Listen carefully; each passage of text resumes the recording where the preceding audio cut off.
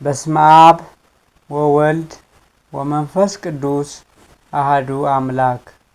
መጋቢት 21 እንኳን ለእመቤታችን ለቅድስት ድንግል ማርያም የወርኃዊ መታሰቢያ በዓል በሰላም አደረሳችሁ አደረሰን። እመቤታችን ቅድስት ድንግል ማርያም አንድ አምላክ በሚሆን በአብ በወልድ በመንፈስ ቅዱስ ስም መጋቢት 21 በዚህች ቀን አምላክን ለወለደች ለቅድስት ድንግል ማርያም የበዓሏ መታሰቢያ ነው። ጸሎቷና በረከቷ የተወዳጅ ልጇ ቸርነትም ከኛ ጋር ለዘላለሙ ይኑር አሜን። እመቤታችን ፍጽምት ንጽሕት እንዲሁም እጅግ ትሁት ነች። ከፍጥረት ሁሉ ተለይታ ፈጣሪዋን ለመውለድ ወላዲተ አምላክ ለመሆን የተመረጠችበት አንዱና ዋነኛው ምክንያት ትህትናዋ ነው። የአምላክ እናት እንደምትሆን ተነግሯት እንኳን እመቤታችን የባሪያይቱን መዋረድ ተመልክቷልና በማለት በትህትና ነበር ምስጋናዋን ያቀረበችው። ሉቃስ 1:48 ቅዱስ ያዕቆብ ዘስሩግ እርሷ በእግዚአብሔር ዓይን በታየ የቅድስና ውበት የተሞላች ነበረችና በእርሷ ንጹሕ ማኅፀን ሊያድር ወደደ። እንደ ድንግል ማርያም ራሱን ዝቅ ያደረገ ትሑት ማንም የለም ይላል። ቅዱስ ኤፍሬም በትህትና የተናገርሽ ተራራ ሆይ ብሎ ያመሰገናት ይቺ ድንግል እንደ ተራራ ከፍ ከፍ ያለች ስትሆን ራሷን እንደ ሸለቆ ዝቅ አድርጋ እንዲህ ያለ ምስጋና እጅ መንሻ እንደምን ይደረግልኛል ብላ በልቧ አሰበች። በዚህ በእናታችን ትህትና እጅግ እንደነቃለን። ድንግል ሆይ እንዲህ ያለ የምስጋና እጅ መንሻ እንደምን አይደረግልሽም? የተመረጥሽው የምድርና የሰማይ ፈጣሪ ልትወልጂ አይደለም ወይ? እሳተ መለኮትን ተሸከምሽ፣ ሰማይና ምድር የማይችሉትን ችለሽ እንዲህ ያለ የምስጋና እጅ መንሻ እንደምን አይደረግልሽም እያልንም እናመሰግናለን። እመቤታችን ቅድስት ድንግል ማርያም ጸጋን የተመላሽ በእግዚአብሔር ፊት ባለሟል የሆንሽ ልጇ አምላኳ ልጇ የሆነላት ባለሞገስ ነችና በምልጃዋ አምነው በንስሐ ሆነው ለሚማጽኗት ከእርሷ የተሻለ አማላጅ ከወዴት ይገኛል? መልአከ ብስራት ቅዱስ ገብርኤል እመቤታችንን ሰላምታ ሲሰጣት ማርያም ሆይ በእግዚአብሔር ፊት ጸጋን አግኝተሻልና አትፍሪ ብሏታል። ሉቃስ 1:30 ይህም ማለት ክብር፣ ሞገስ፣ መለመን፣ የማስታረቅ ኃይል አግኝተሻል ሲል ነው።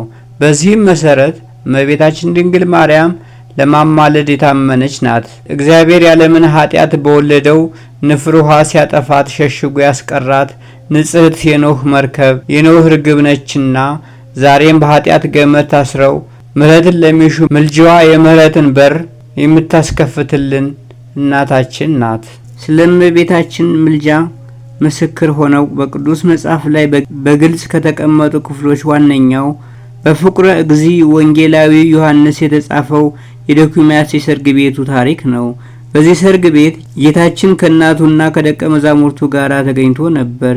የወይን ጠጃቸውን ባለቀ ጊዜ እናቱ ጌታችን ኢየሱስን የወይን ጠጅ እኮ የላቸውም ዮሐንስ 2:3 ላይ በማለት ወይኑ እንዳለቀባቸው ማንም ሳይነግራት የፊትን መጥቆር የልብን ሐዘን የምትረዳ ከዓይን ጥቅሻ ፈጥና የምታደርስ እናታችን እመቤታችን ወሳኝ በሆነ ሰዓት ላይ ነቢዩ ኢሳይያስ ፈጣን ደመና ብሎ የጠራት ፈጣኗ ደመና ለቃና ሙሽሮችም ፈጥና ነበር የደረሰችላቸው ከውርደትም ያዳነቻቸው። ኢሳይያስ 19:1 ይህን የእመቤታችን ፈጣን ምልጃ ብፁዕ አቡነ ጎርጎርዮስ እንዲህ በማለት ይገልጹታል። እመቤታችን ድንግል ማርያም ከሰው ወገን የሰው ችግር ቶሎ የሚገባት ቶሎ የሚታያትና የሚሰማት የሰዎቹ ችግር ገብቷት ለልጇ ነገረችው። ችግራቸውን ፈጥና የተረዳች እመቤታችን አሁንም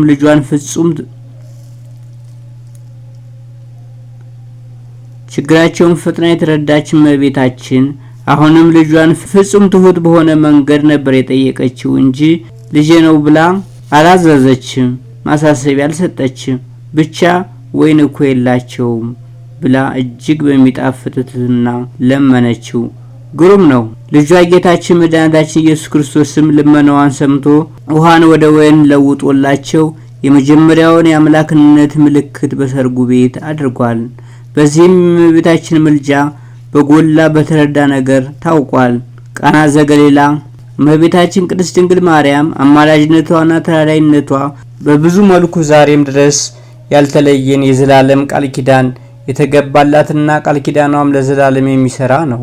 ከመረጥኳቸው ጋር ቃል ኪዳንን አደርጋለሁ ብሎ ለምርጦቹ ቃል ኪዳን የሰጣቸው አምላክ ከሌሎች ቅዱሳን በተለየ ለእናቱ ለቅድስት ድንግል ማርያም መታሰቢያዋን ከሌሎች ቅዱሳን በተለይ ለእናቱ ለቅድስት ድንግል ማርያም መታሰቢያዋን ለሚያደርግ ስሟን ለሚጠራ ለድሆችና ለችግረኞች እስከ ቀዝቃዛ ውሃ ለሚሰጥ የአማላጅነት የእናትነት ቃል ኪዳን ተሰጥቷታል።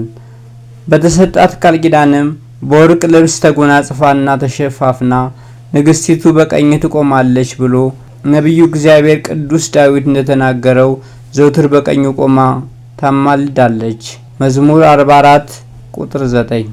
እኛም ክርስቲያኖች የአስራት ልጆቿ ዘውትር ንጽሕት ድንግል ማርያም የታመነች አምላክን የወለደች ናት።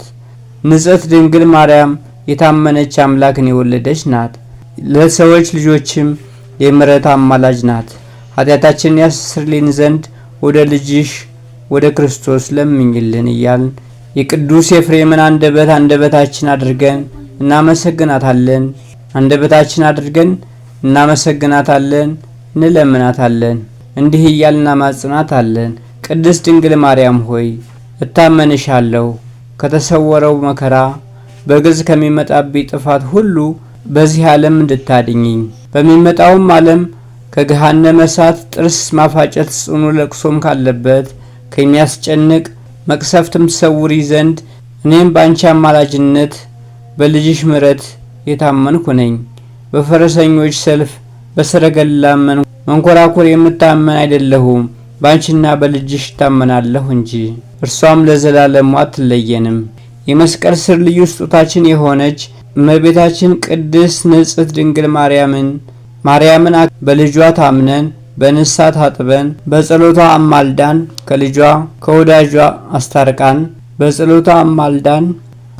ከወዳጇ ታስታርቀን ዘንድ ዘውትር እርሷን እንለምናለን።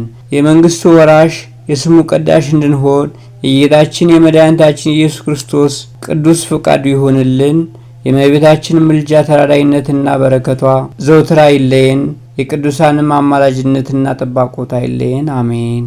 ለእኛ ለክርስቲያኖች የሕይወትና የሁሉም ነገር ሞዴላችንና መንገዳችን ኢየሱስ ክርስቶስ ነው። ከእርሱ ቀጥሎ የእርሱን መንገድ ተከትለው በጽናት የተጋደሉ መልካሙና ቀጥተኛውን መንገድ የተከተሉ ቅዱሳን አባት እናቶቻችን መስታወቶቻችን ናቸው። የተከበራችሁ ቤተሰቦች በሀገር ውስጥም ከሀገር ውጭም የምትገኙ ሁሌም የቅዱሳንን ሕይወት ስለምንለቅ የምንለቃቸው ቪዲዮዎች እንዲደርሷችሁ ሰብስክራይብ በማድረግ ቤተሰብ ይሁኑ።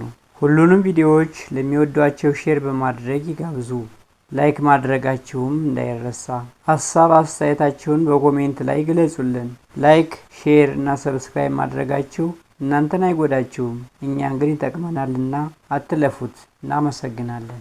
ሁሌም የምናቀርብላችሁ የቅዱሳን ተጋድሎ በዕለት ተዕለት ሕይወታችሁ የምትማሩባቸው ናቸውና ወደ ውስጣችሁ እየተመለከታችሁ በአስተውሎት እንድታዳምጧቸው በፍቅር እንጋብዛችኋለን።